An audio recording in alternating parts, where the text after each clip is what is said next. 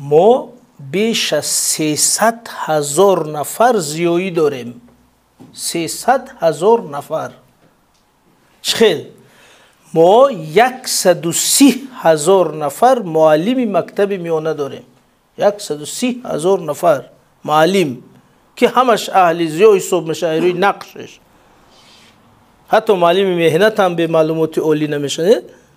معلم تربیت جسمانی هم حتی معلومات عالی داره. یعنی 130,000 معلم.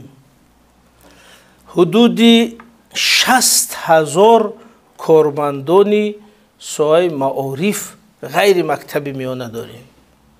اینا ریاست‌های معارف، مکتب‌های عالی، استادای مکتب‌های عالی.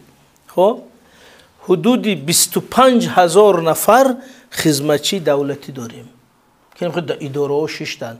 ما خدمتچیانی حفظ حقوق حساب نکردیم که اونا وظیفه‌شون اساساً به طور عملی در میدان بودن. او دیگه چیه؟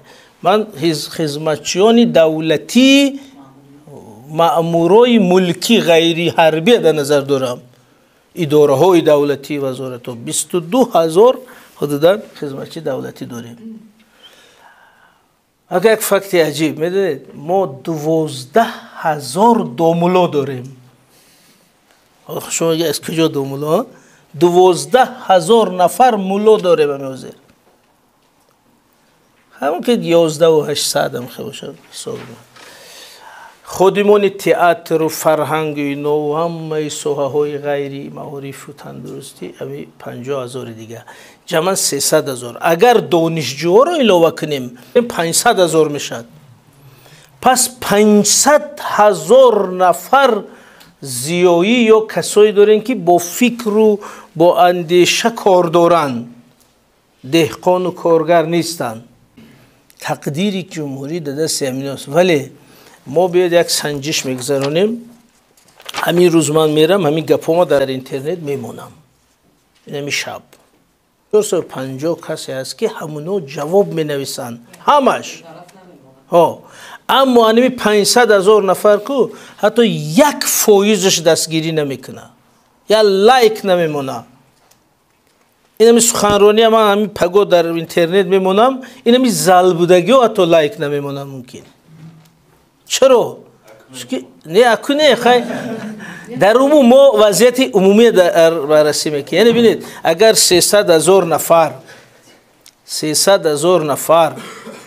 1% به صحنه اطلاعاتی درآید چند هزار میشد؟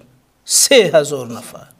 اگر 10% در صحنه اطلاعاتی فعال باشه 30,000 نفر. اگر اینجا من نوشتم در 2500 کس حقارت کنه، لیکن 30,000 نفر اگر این دستگیری کنه او 500 کس گم میشه میره نومش.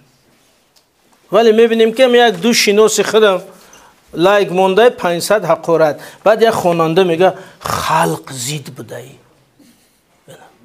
جامعه انا دستگیری نکرد.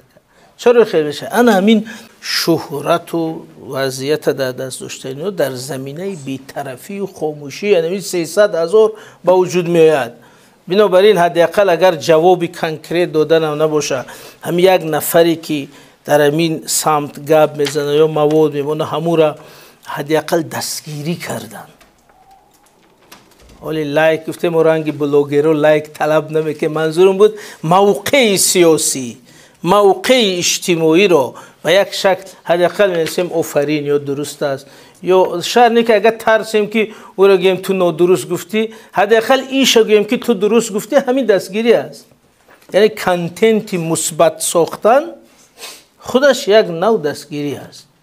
بنابراین وقتی که چنین هجوم می‌شود، اوجا موقع شهروندی ما هم باید روشن شود.